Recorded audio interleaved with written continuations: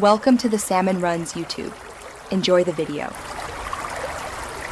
In this video, I will show you how to replace a Toyota Camry visor.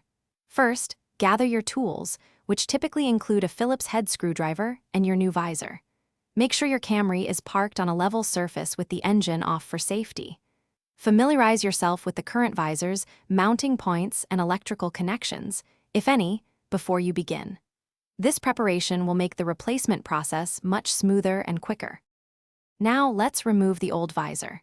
Begin by gently prying open the small cover over the visor clip, then detach the clip from the headliner.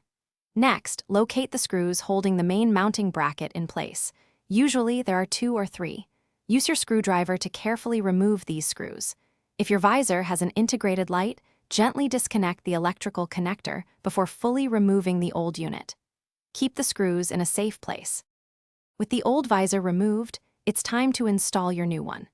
If your new visor has a light, first connect the electrical wires, ensuring a secure fit.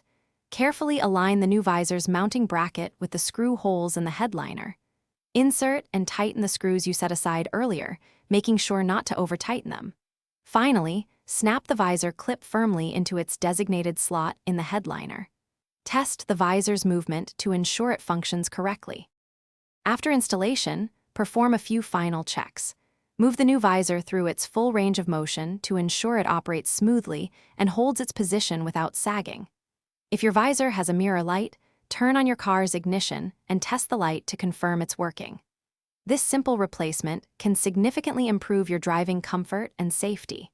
For more helpful tips and great deals, including a fantastic water bottle to keep you hydrated, check out the links in the description below. Thanks for watching. Thanks for watching. Consider subscribing if we helped you.